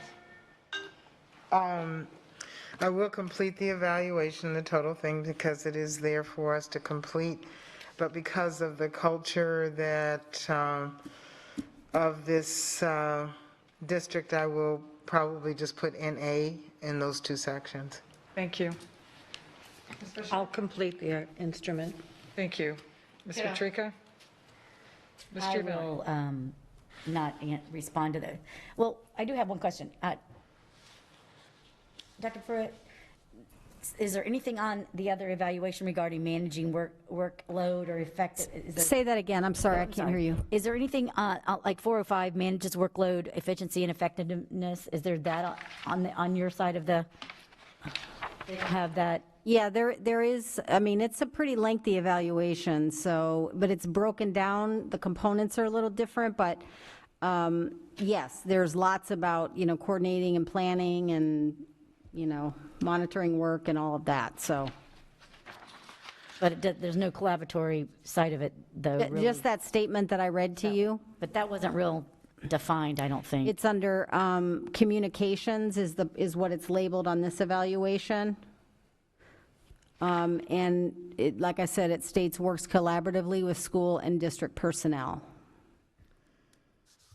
Is that circa 2018 as well? No, this is actually was a new instrument that was developed. By whom? I'm sorry. Well, I Miss- think Dr. Atkins. I'm sorry, Miss Okay. Giovanelli? She was asking a good question. I'm not opposed. Because I I think, just want to, because it's been an hour and a half on this one subject, so I'm trying to. yeah, and I'm sorry, I'm gonna reserve judgment, and I think we still need to see some progression here.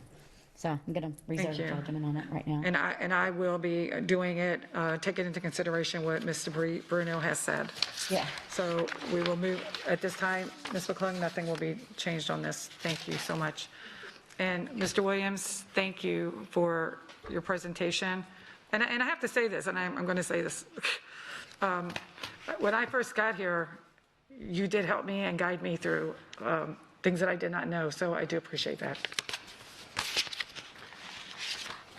So, saying that, and I believe that we need to put the other on, I would ask for consensus to put the other on hold, being we will have a lot to think about on those, and that way we can continue on, if everybody's in agreement of that.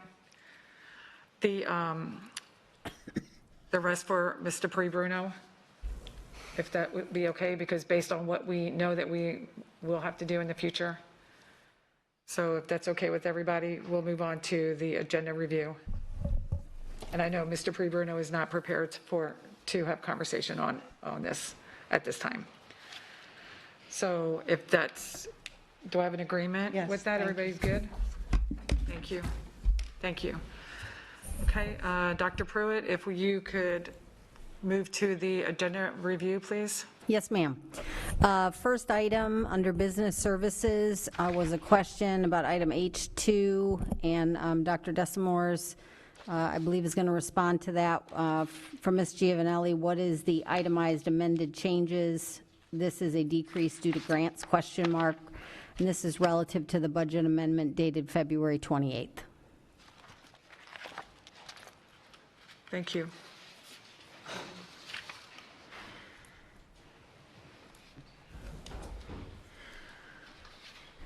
Good afternoon, members of the board. If I understand that question correctly, that yes, the largest change here is for the closing of a grant, the shelter retrofit grant. This is a collaboration with the county and the Department of Emergency Management, and operations is currently working with those two agencies to identify new projects suited for retrofit dollars to be able to rewrite the grant. Thank you, I just wanted to, it's like a kudos, so thank you. Yes. You good? Okay. While she's there, can I? Yes, Ms. Gittens, is it pertaining to this particular It's one? containing to H, actually H5. I just wanted to know on the Lehigh Senior Edition, how long does it take for that last balance to drop off? I don't quite understand that. Every time we get an update, they're still showing a balance. Are we still, is that still outstanding or? Well, it certainly could be. Are you looking at the one that's entitled Capital Report? I believe it is. And you're seeing a balance of $32,011. Is that what, are we looking at the same thing? Yes. So yes, it is still outstanding. It does take some time after the completion of a project for all invoices to come through. But also it could be a matter of us, once we know for sure that all have come through, revising that budget and taking away the remaining budget as well. So it's a combination of both of those things. Okay, and then right there on page 2 where it has portables purchased, leased, and constructed, is it, constructed, can you explain that one? Well, yes, that is the budget that we have out in the system right now for portables, either purchased or leased, at $624,327. And then so far we have expended $170,788 out of those funds, with another $141,336 encumbered. So have we purchased additional portables? I believe all of this would be lease, but I would have to go double check with operations to make sure, but I think Okay. all of them are lease. If you would give that to me later. He says they're all that's leased. fine. They are all leased. Okay. They're all leased, so this amount is the lease amount? Yes. Okay, thank you. Okay. Thank you, Dr. Pruitt. Okay, next item, information systems. Mr. Davis is going to talk to us about the two-way radio equipment. The question was, is this compatible with the new security ELISA law requirements? Mr. Davis? Yes, good afternoon, Board. So this is not related to the ELISA's law mandate, which mandates panic alarm system. This two-way radio system amplification is for bolstering the coverage in school for our first responders. Think fire, police, and medical, and that's what that is for. Now, obviously, the two are used by district and first responder staff, but they are disparate systems. And again, this particular agenda item is not related to ELISA's law. Thank you. You're welcome. Any other questions? Was there any other questions for that? Thank you. Okay, thank you. Right, next item is under operations, but I believe business services is going to respond. It's in reference to the ranking RFQ for general contractor services. So I don't know if it's Dr. D or, oh, here she comes. And is this an open POs? If so, how does this allow for us to have oversight? If not, will the board approve each time this money is spent? Hello again. So no, these are not open POs. How these work is that this particular agenda item is an approval to use these particular contractors for these types of services for projects that fall within the dollar amounts that are specified up to the approved amount of the funding. So if these agenda items are approved, as projects are identified, specific purchase orders are open for each of those projects, and the board is kept apprised of those projects through the capital updates that you're receiving. Thank you. Same would be true for the next item, Dr. The same would be, the exact same would K7. be true for the next item, that's Yes, right. I figured that one. Thank you very much. Okay? All right, thank you. Next item is K11, approval to pursue the sale of 10.43 on Ben C. Pratt. The question is, what was the initial sales price? What was the year we purchased it? It's indicated that the information was there, but I think Dr. Savage is on hand if... He's there.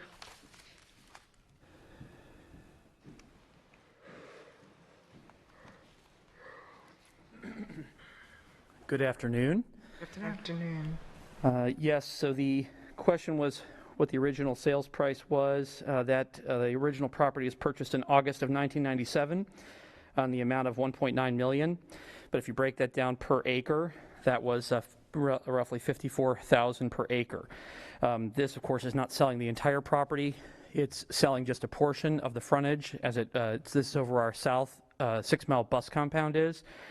So we technically are netting about 4 times what we purchased it for. So for this portion of the sale. So it's a pretty favorable sale for us. Great. Thank you so much. My pleasure. Are there any, Ms. Vaughn? Yeah. Dr. Savage? Dr. Savage. Don't try to run that quick. If you could come back. I live very close to that. That is a very, very desirable area. Do we have figures, and it might even be here, and I didn't look, or I don't remember, for appraisals, and do we have figures for other land that's currently being developed, what it sold for? We'd be happy to provide more in-depth information than what's provided. We do have some of that information in the board item as well. I'm sorry, is the appraisal on this page? It's the cost of the appraisal, but we could absolutely get with anything else that you'd appreciate with this. There's some backup material in the board item. But I'd be very surprised if this hadn't multiplied actually even more than what you said, because I didn't, what year did you say, 1997 was when it was purchased. 97. Correct. Who lived, well, Melissa, Ms. Giovanelli, you lived here then.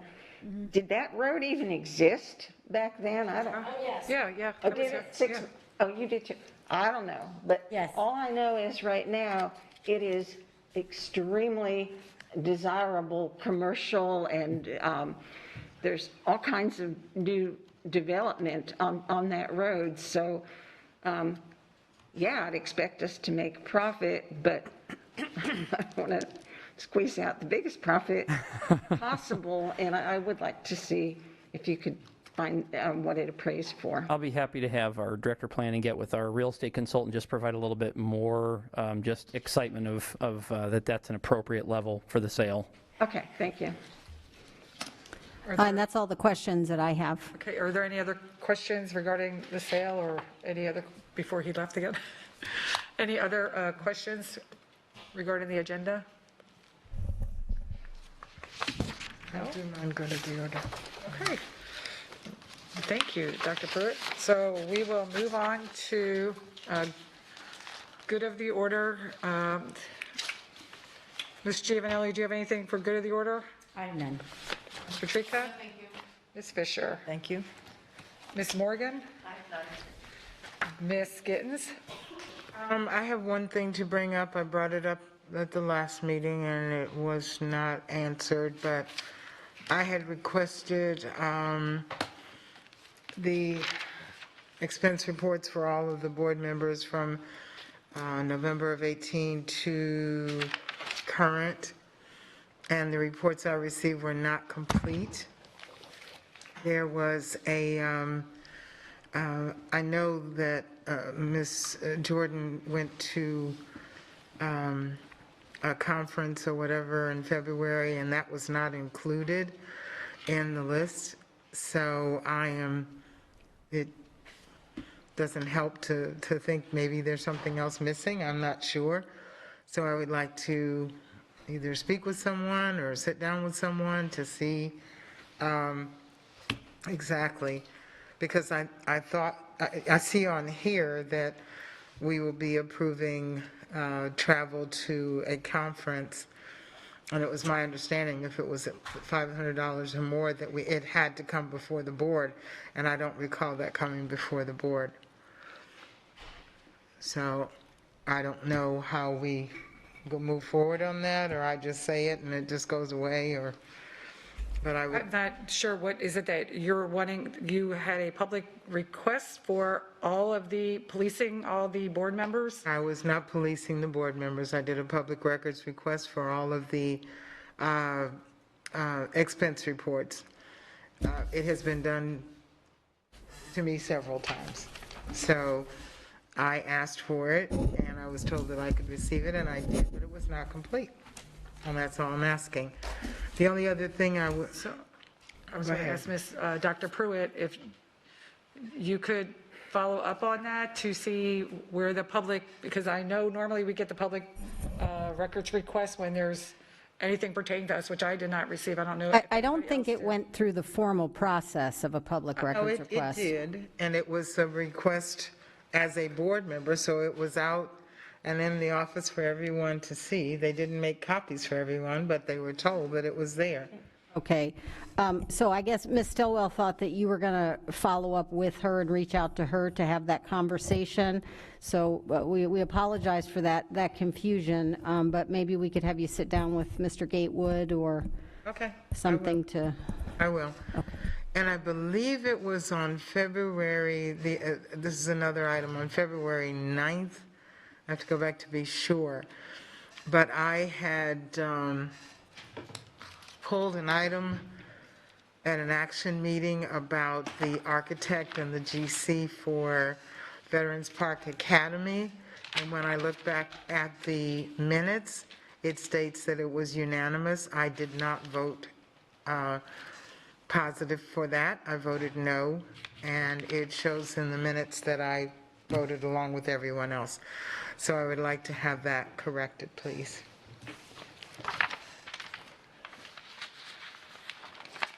That's all I have for now. I want to make sure that, Ms. Thomas, did you get what Ms. Gittens just said? She said February the 9th. I think it was February the 9th. I'll look and give it to you specifically. I'm sorry, does that have an action on the superintendent's part? I just want to make sure, or is Does that it what? Does it have an action that the superintendent needs to take, or is this about minutes? No, it was about minutes. It Okay. just shows in there that I Okay. voted one way that I did No, not vote. got it, thank you. So the 9th, we had a briefing, and No, this was an action meeting. I don't know if it was the 9th or 10th. I'll look up the Travis, will you exact date, check. I'll work with her follow to do that it. up for her? Thank you. But I just didn't want to do it without informing everybody. Nope, thank you. Ms. Fawn? Oh, well, I called you, I'm so sorry. I have a question regarding what Mrs. Gittens just talked about, because if she made a public records request, then it is her own individual. But if it came through board channels, it's, here comes Ms. Stillwell. It usually goes to all of us. And then I heard It did. something, there's a piece of paper or something. No, she'll explain. Yeah, because I didn't get that information. It was not a public records request. Mrs. Gittens made it in her scope as a board member. And so what we did when we got them was we included everybody's. And I sent an email to the whole board saying that all the documents were in a folder with the board secretaries if you all wanted to go and review them. So the board secretaries have all of those documents in a folder in the board office. Okay, somehow I just missed that, so I wasn't sure what she was talking about, but it kind of triggered something in my mind, and maybe somebody here can, either Mrs. Dupree Bruno or one of the board members, didn't we, and I can't remember if it's in a policy, it's probably in a protocol, that as board members, we're supposed to get quarterly budget reports on our department. And I know last year I brought it up and nothing was ever done because all the departments at the time were pulling back because we knew it was going to be a year when we had to pull back financially. And I said, well, we as board members, we need to do the same thing and cut back. And of course, it's a moot point now, but we did talk about all of the things we used to get invited to that became costly. And of course, none of those things happened. But that whole discussion centered around our board budget and what we were going to do to model that we too are working on cutting back. So I guess my two questions, or really it's one question. I don't think, where are our quarterly reports? Where's the budget report for our office? That's what I'm curious about. Here comes Ms. Dismore. Ms. So Fisher, did you have an answer for that? Well, sort of. Just historically, I think those documents have always been with the Amy's board behind you, too. secretaries or the board office manager or our executive assistants, and you just ask to look at it. But I believe that since we've had a change in staffing in the office, there's been a lot of transitional issues. Yeah, but it's always been my experience that has been available. Yeah, but could somebody remind me, isn't it in a protocol somewhere or a policy? I think Mr. Preberto? has it. It is actually, board members, in your protocol manual, number 13, that talks about budget in and out of county. It does say that the board office manager will review the budgets, and quarterly and annual budget expenses will be provided to all board members. Okay, I knew I'd read it somewhere, and I didn't have the protocol manual handy at the time, and I thought it's got to be there. So could we, as a board now, since we have had a changing of the guard in the office, although I don't remember it coming in the past 2 years either, to ask that be done for us since it is in our protocol? So, Madam Chair, that's what I would like to I will make see sure that, reinstated, since it's in our protocol. So it would be like at the end of March. please, what was the, you said it was protocol, I mean, I'll go back and look, but what did, It's under 13, thank you, just so I, budget in and out of county travel and conference registration budgets. perfect, thank you. Okay, great, thank you. Dr. Desamore, That's all. did you have a comment? Well, I was just going to say, anyone in your area that has access to PeopleSoft, the financial area of PeopleSoft, can run those reports at whatever interval you're desiring, and we're happy to work with whoever's responsibility that is to make sure that they know, exactly how to do that. Yeah, definitely is due to the transition of, We didn't get it before. yeah. Okay, well, Yeah, the reason you're not getting it now, I can say. But that's why I'm asking, could we please get it now, since it is in our protocol? Yes, ma'am. Thanks. Got it, thank you. Okay, and I have nothing for the good, I have a question, I'm sorry. Yes. If I may, through the chair, to Ms. Gittens. Ms. Gittens, I'm looking at the February 9th minutes, which are to be approved tomorrow night. Which specific area is your area of concern?